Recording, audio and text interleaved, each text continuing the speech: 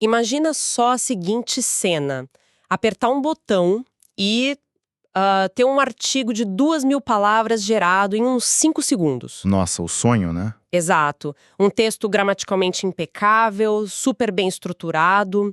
Parece mesmo o sonho absoluto de qualquer pessoa que cria conteúdo hoje em dia. Com certeza. A promessa de esforço zero é muito sedutora. Mas a grande questão da nossa análise profunda de hoje é justamente essa. E se esse sonho for, na verdade, o que está tornando as publicações completamente invisíveis? Olha, esse fascínio inicial é enorme, sabe? Terceirizar aquele bloqueio criativo terrível, a tela em branco. Isso, o trabalho pesado mesmo de sentar e escrever. Isso. Só que o resultado prático de apertar esse botão mágico centenas e milhares de vezes por dia, no mundo todo, é o que a gente já está vendo por aí. Um oceano de textos que não dizem absolutamente nada. Exatamente. Nos feeds das redes sociais, nos blogs, tudo parece igual. É uma verdadeira epidemia de ruído digital, né? Tem um volume gigantesco de produção rolando, mas assim, quase nada que faça quem tá do outro lado da tela parar de verdade. Parar, refletir, se conectar. Sim, que fica tudo com aquela textura de texto de robô, sabe? Muito polidinho, muito genérico. E, no fim das contas, completamente esquecível. E a ironia profunda disso tudo é que a culpa não é da tecnologia em si. Não mesmo. O erro é bem sistêmico. Ele está na mentalidade de quem opera a máquina. Então, a nossa missão hoje, mergulhando nessas notas sobre engenharia de prompt focadas em criatividade e escrita, é desconstruir isso. Mostrar como inverter esse jogo, né? Exato. Tirar a inteligência artificial desse papel de uma simples máquina de preencher espaço em branco. E elevar ela ao status de um amplificador de autoridade. Eu tô muito animada com isso. É o grande salto. E para construir essa autoridade, o material que a gente está analisando estabelece uma premissa logo de cara. Eles chamam de a regra de ouro da criação com IA. Que é maravilhosa, porque destrói completamente aquele mito de que a ferramenta vai fazer tudo de ponta a ponta. Ah, sim. Essa regra é o alicerce de tudo. Ela diz que a IA cuida exclusivamente da estrutura e da produção. Tá, estrutura e produção. E o humano? O ser humano obrigatoriamente tem que fornecer a perspectiva e a experiência.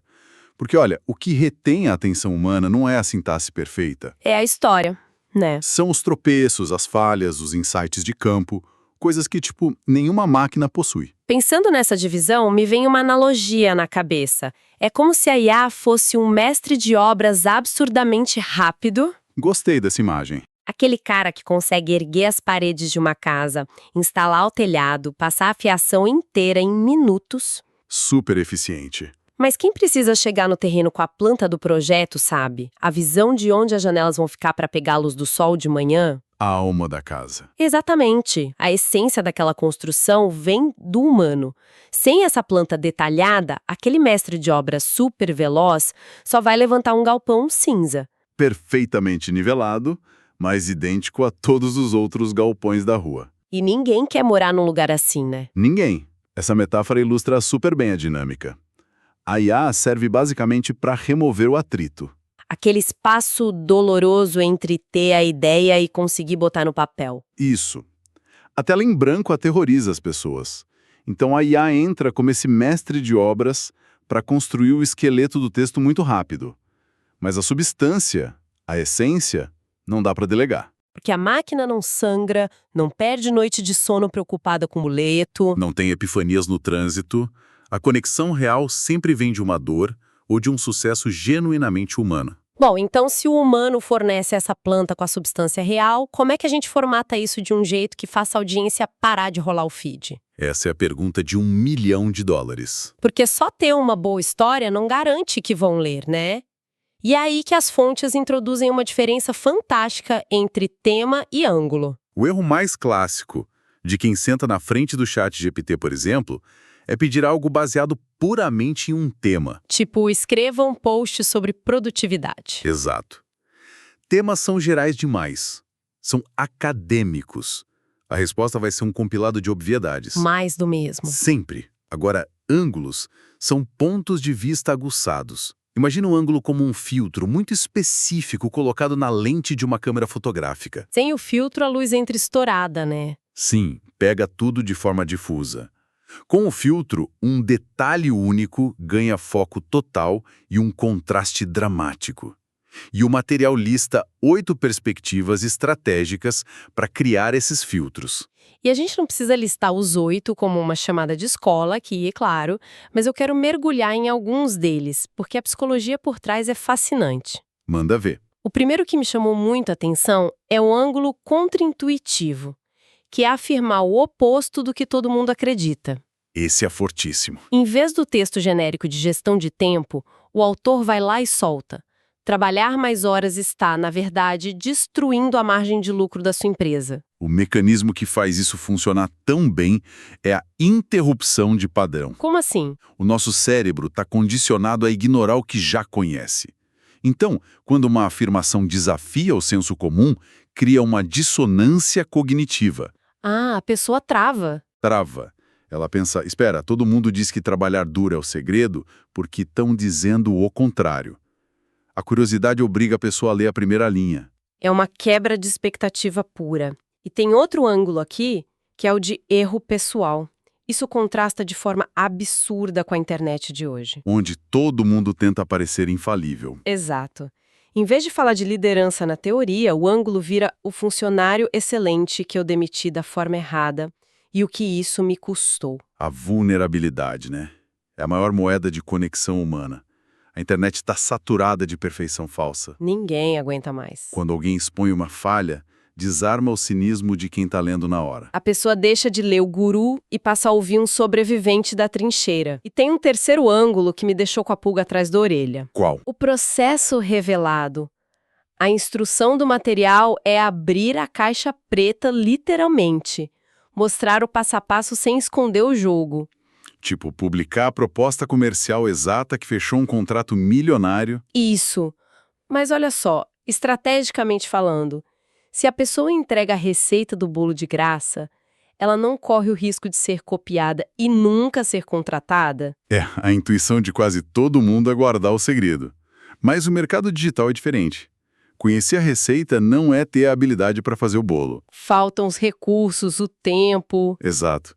Quando o nível de transparência é absoluto, se constrói uma autoridade inquestionável. Quem lê o processo percebe como é complexo. Entendi. Uma parcela mínima vai tentar fazer sozinha. E a grande maioria, que é quem tem poder aquisitivo de fato, vai pensar: nossa, essa pessoa sabe muito. Prefiro pagar para ela executar isso para mim. É verdade. A transparência vira a maior prova social.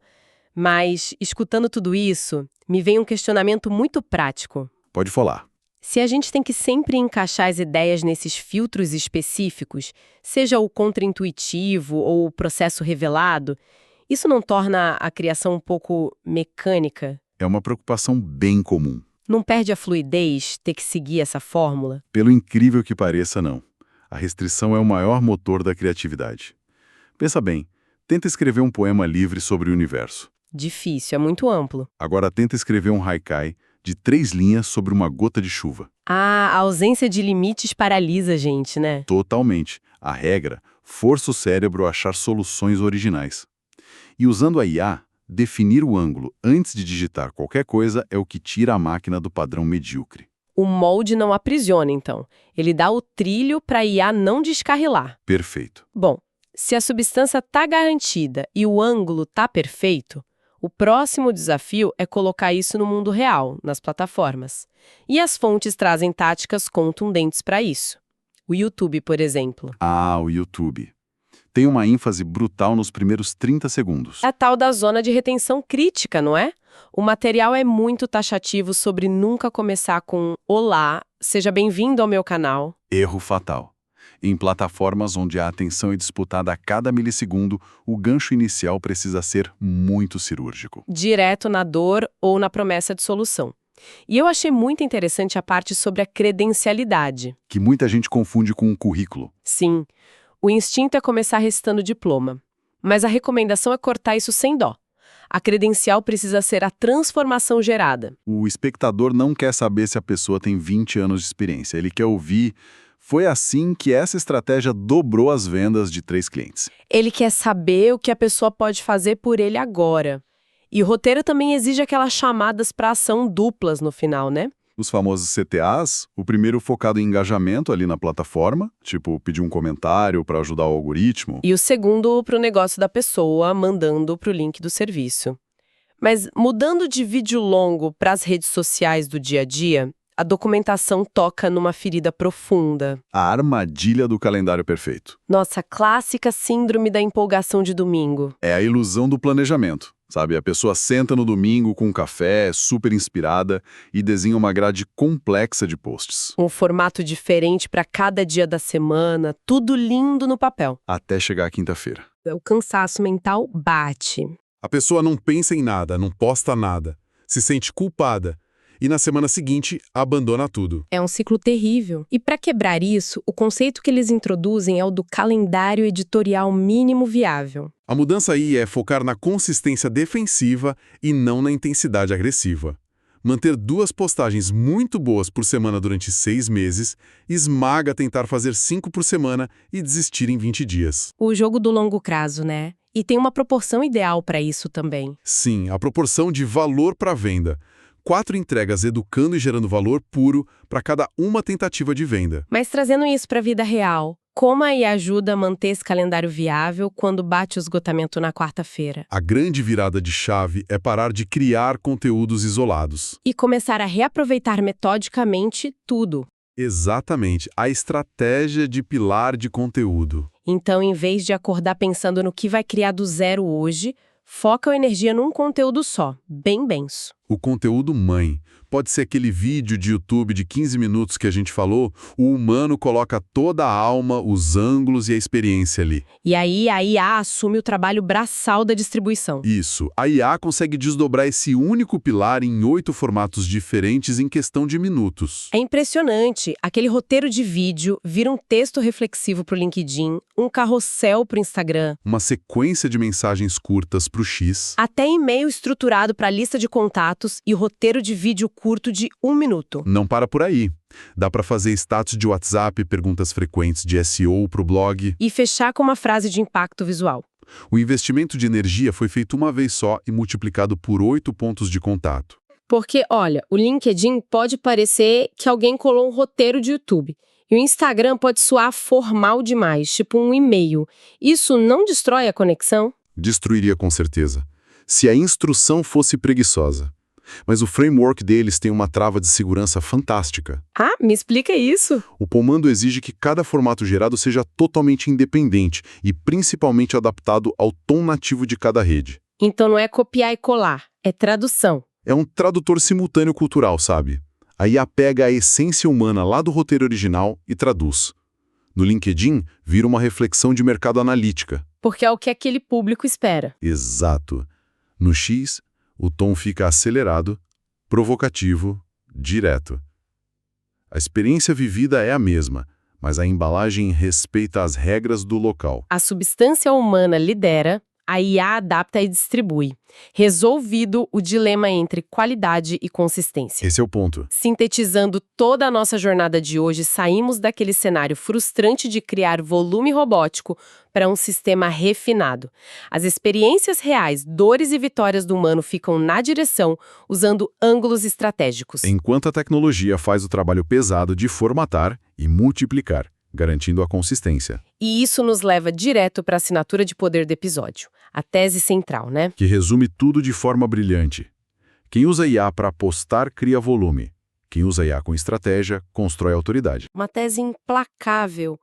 E para fechar esse nosso mergulho, lendo as entrelinhas desse material sobre os riscos de alucinações da IA e a necessidade da revisão humana, qual é o grande pensamento provocativo que fica para nossa audiência? Olha, estamos indo para um mundo onde a produção de conteúdo perfeito, gramaticalmente impecável, vai ser instantânea e barata. Vai ser commodity, né? Exatamente.